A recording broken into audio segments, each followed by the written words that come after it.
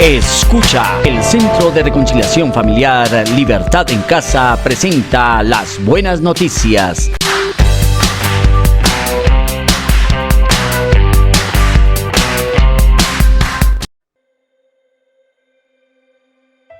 Encontrar las riquezas espirituales en los hechos de Jesús mientras caminó sobre esta tierra y descubrir su divinidad y poder en esos actos es el propósito de los evangelios.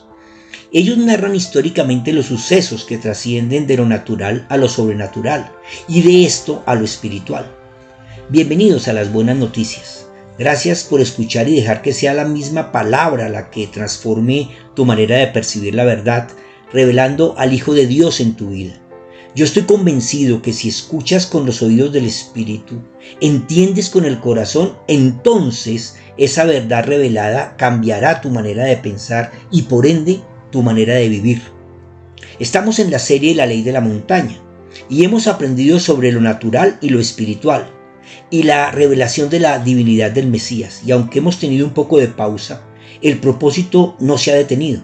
Y Dios nos permite retomar desde donde lo dejamos y así determinar la autoridad de Cristo para cambiar la ley de la religión por la ley de la vida en el Espíritu. Nos cuenta el Evangelio de Juan que después de que el Señor multiplicó los peces y los panes y alimentó a 5,000 familias, se retiró solo a orar, mientras que sus discípulos se montaron en una barca y cruzaron el mar. Juan dice, al anochecer, sus discípulos bajaron al lago y en una barca comenzaron a cruzar el lago hacia Cafarnaúm. Ya estaba oscuro y Jesús no había venido a reunirse con ellos. Y el lago se agitaba con un gran viento que soplaba. Habrían remado unos 25 o 30 estadios cuando vieron a Jesús caminar sobre el lago y acercarse a la barca, y tuvieron miedo. Pero él les dijo, yo soy, no teman. Entonces ellos gustosamente lo recibieron en la barca y ésta llegó enseguida a la tierra donde iban. Juan 6, del 16 al 21. Aunque Juan no nos narra toda la enseñanza espiritual de este evento en la vida de los discípulos, sí nos da un detalle importante a tener en cuenta, y es que nos da el recorrido de Jesús. Es que un estadio en las medidas bíblicas son unos 185 metros, o sea, unas 2 cuadras. Y ellos habían remado unas 60 cuadras, o sea, más o menos 5 kilómetros. Esa es la distancia que el Señor recorrió a pie caminando sobre el agua para alcanzar la barca. Él debía caminar más rápido que lo que la barca avanzaba, pues la tormenta detenía el avance de la barca. Una larga caminata no es una aparición ni un acto de magia como muchos lo quieren hacer ver. Es la revelación de la divinidad y la autoridad de Jesús. Dice el libro del Génesis que después de que Dios creó la tierra y los cielos, la tierra estaba desordenada y vacía. Las tinieblas cubrían la faz del abismo y el Espíritu de Dios se movía sobre la superficie de las aguas. Génesis 1, verso 2. Este acto de Cristo es mucho más que una demostración de poder sobrenatural. Es una señal cargada del significado espiritual y simbólico que revela quién es Yeshua y cómo actúa en medio de nuestras tormentas. Yo soy, no teman. Más que la afirmación es el empleo nuevamente del divino nombre revelado a Moisés. Yo soy el que soy. Jesús no emplea una frase de consuelo. Él está diciendo, vean, tengo autoridad sobre el agua y el viento, sobre la luz y la oscuridad. No tengan miedo. Él no calmó la tormenta desde lejos. Él se acercó a los discípulos en la tormenta. Él fue hasta la barca.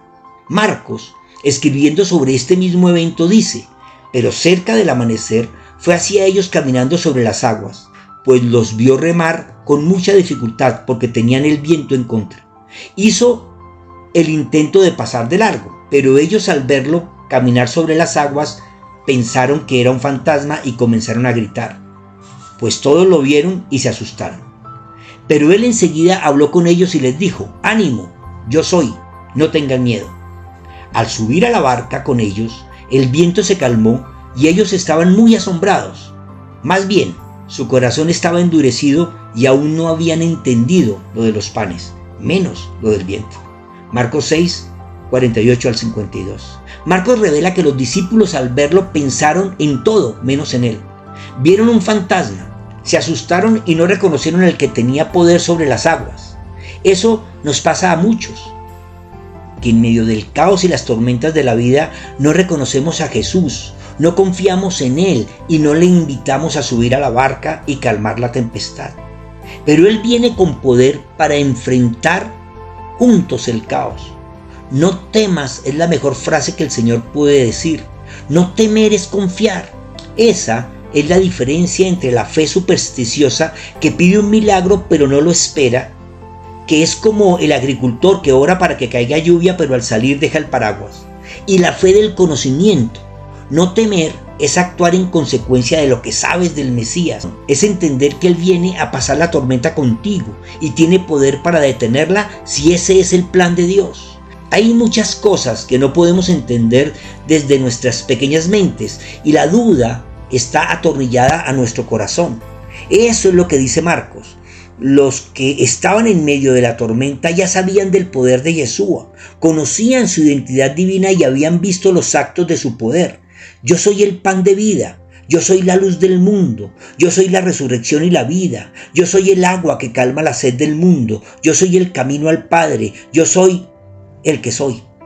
Pero su corazón aún tenía dudas que no les permitían entender, porque cada uno de nosotros quiere explicar desde lo natural lo sobrenatural y centrar nuestra fe en eso, cuando lo importante es lo que va más allá de esta dimensión, que es lo espiritual.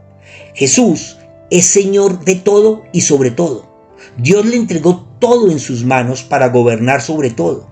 Primera de Corintios 15, 27 al 28. Él no se acercó a incrédulos. Él caminó más de 5 kilómetros sobre el agua para mostrarle a sus discípulos incrédulos que Él tiene toda autoridad.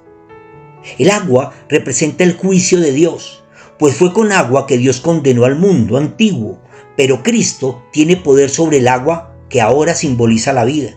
Porque Cristo murió una vez y para siempre para perdonar nuestros pecados, escribió el apóstol Pedro.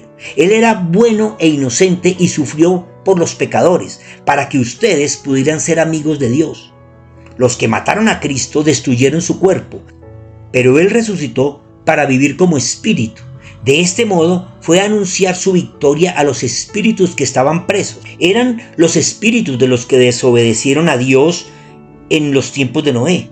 Dios esperó con paciencia a que se arrepintieran mientras Noé construía el arca, pero no lo hicieron. Solo unos pocos subieron a esa barca y se salvaron del diluvio, pues el agua misma llevó a esas 8 personas a un lugar seguro. Primera de Pedro 3, 18 al 20. Esa es la equidad de Dios. Él nos da la oportunidad de reconocer la autoridad y divinidad de su Hijo a nosotros y a los espíritus condenados antes de la cruz por el diluvio que los destruyó. Yeshua camina sobre el agua y dice: no tengan miedo, ya el agua no destruirá al pecador, pues yo sujeto la tormenta y perdono los pecados. Todo esto es símbolo del bautismo, continúa el apóstol Pedro, el cual no consiste en lavar las impurezas del cuerpo, sino en el compromiso ante Dios de tener una buena conciencia, que ahora nos salva por la resurrección de Cristo, quien subió al cielo y está a la derecha de Dios, y a quien están sujetos los ángeles, las autoridades y las potestades. Primera de Pedro 3, 21 y 22. Así que el juicio de Dios emitido por el agua que consumió la creación se convierte ahora en el símbolo de resurrección. No es que al sumergirse en el agua quedes limpio de tus pecados. Eso no es así. Solo manifiestas tu deseo y compromiso de vivir con buena conciencia. Pues lo que dice el apóstol es que el símbolo no tiene autoridad si no entiendes la resurrección de Cristo, si no mueres con Él para resucitar en Él. ¿No saben ustedes que todos los que fuimos bautizados en Cristo Jesús fuimos bautizados en su muerte? Escribió el apóstol Pablo. Porque por el bautismo fuimos sepultados con Él en su muerte, para que así como Cristo resucitó de los muertos por la gloria del Padre, así también nosotros vivamos una vida nueva. Porque si nos hemos unido a Cristo en su muerte, así también nos uniremos a Él en su resurrección. Romanos 6, 3 al 5. A ver si me puedo explicar más fácil. El pecado del mundo sumergió bajo el agua a todos los seres humanos antes de Cristo. Así que Dios, por medio del profeta Juan el Bautista, establece un símbolo, y es que te levantes del agua que te condena y fijes la mirada en Cristo, que te resucita por su propia resurrección. En Éxodo, Dios parte el mar para redimir a su pueblo. Ahora Jesús no lo parte, camina sobre él. Esto muestra una autoridad mayor que la de Moisés. Yeshua usa los símbolos del agua del juicio y el agua de la liberación, gobernando sobre ella. Es Mateo quien nos dice que era tal la duda de los que estaban en la barca que cuando vieron al Señor caminando se asustaron. Entonces Pedro le dijo: Señor, si eres tú, manda que yo vaya hacia ti sobre las aguas. Y él le dijo: ven. Entonces Pedro salió de la barca y comenzó a caminar sobre las aguas en dirección a Jesús. Pero al sentir la fuerza del viento tuvo miedo y comenzó a hundirse. Entonces gritó: Señor, sálvame. Al momento Jesús extendió la mano y mientras lo sostenía le dijo: hombre de poca fe, ¿por qué dudaste? Cuando ellos subieron a la barca, el viento calmó. Entonces los que estaban en la barca se acercaron y lo adoraron diciendo: verdaderamente tú eres Hijo de Dios. Mateo 14, 28 al 33. Este es el mismo Pedro que nos acaba de enseñar que Jesús tiene poder sobre las aguas del juicio de Dios. Él no habló por estudios teológicos ni por actos religiosos. Él escribió su carta hablando de su propia experiencia. Él era de todo el grupo el que más se acercaba al entendimiento de quién era el Señor, pero al mismo tiempo era tan humano como tú o como yo, que en medio del milagro no podemos sostener la fe. Hombre de poca fe, le dijo el Señor, oligopistos en griego, un término usado solamente por el Señor y como tierna reprensión frente a la ansiedad. No es incredulidad sino poca confianza lo que quiso decir el Señor. El Señor le dijo a Pedro: ¿por qué tienes tan poca confianza en mí? ¿Por qué permites que la duda tome control sobre lo que ya sabes? ¿Acaso no viste que resucité a la hija de Jairo? ¿No viste que de unos pocos panes y peces alimentamos a muchos hace unas horas? ¿No puedes confiar en que yo soy? El miedo es el hijo de la duda, y esta toma el control cuando no podemos confiar en lo que no vemos. La fuerza de la tormenta nos aparta de Cristo. Cuando vienen las pruebas es cuando debemos recordar lo que hemos pasado. Es cuando debemos ver todo lo que Dios ha hecho por nosotros y confiar en que Él está interesado en seguir haciéndolo. Pedro se aventó al agua y caminó sobre ella mientras tenía puestos los ojos en el que lo llamó. Los demás en la barca vieron el suceso, testigos del milagro. El Rey del universo, el Señor del cosmos, caminó sobre el agua y atrajo a él a quien le creyó. Pero en un momento Pedro cambió la mirada, vio la tormenta, sintió el viento y se dejó llevar por las olas del caos y se comenzó a hundir. Y cambia su actitud. Su fe y confianza se apagan y el miedo lo domina y grita: Señor, sálvame. Así cada uno de nosotros podemos perder en un momento la confianza en Él cuando vemos la tormenta, y entonces nuestra fe debe ser cambiada por el conocimiento que tenemos de Él. Por lo tanto, también nosotros que tenemos tan grande nube de testigos a nuestro alrededor, escribe el apóstol Pablo, liberémonos de todo peso y del pecado que nos asedia y corramos con paciencia la carrera que tenemos por delante. Esto es soltar el pecado y además el miedo, la duda, la filosofía, la ciencia y todo lo que nos aparta del conocimiento de la verdad. Fijemos la mirada en Jesús, el autor y consumador de la fe, quien por el gozo que le esperaba sufrió la cruz y menospreció el oprobio y se sentó a la derecha del trono de Dios. Hebreos 12:2. Esto es que además de vivir con una buena conciencia, no dejemos que las tormentas nos ahoguen, pues debemos confiar en Él, que tiene poder sobre el caos. Cristo rompió la maldición de la caída. El miedo, el caos y la separación de Dios son frutos del pecado. Jesús no solo camina sobre el agua como Señor del universo, sino que extiende la mano a Pedro que se hunde. Este gesto es redención encarnada. Dios revirtiendo la caída, restaurando la relación. Los condenados por el pecado a morir bajo las aguas ahora tienen una mano extendida que los rescata de la muerte. Este acto simboliza que si en medio del caos de tu vida pides ser salvo, Él extenderá su mano y evitará que el agua del juicio te consuma. Que si confías en Él, recibirás salvación y eterna redención.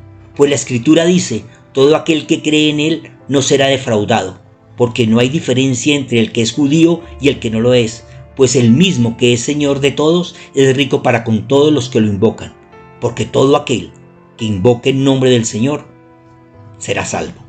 En palabras de hoy, si en verdad pones tu mirada en Jesús y con sinceridad invocas su auxilio, Él está ahí para extender su mano y rescatarte del caos. Por eso, dice Juan, Marcos y Mateo, que al subir a la barca el viento y la tormenta cesaron. Esto nos recuerda que en Él el alma encuentra descanso, como en el jardín antes de la caída. Invítalo a subir a tu barca. No esperes a que la tormenta consuma todas tus fuerzas. Maranata. Comparte. Alguien que conoces necesita escuchar. Las buenas noticias son una producción de la Fundación Centro de Reconciliación Familiar Libertad en Casa. Síguenos en Facebook, YouTube e Instagram. Libertad en Casa, conquistando la tierra con la cultura del cielo.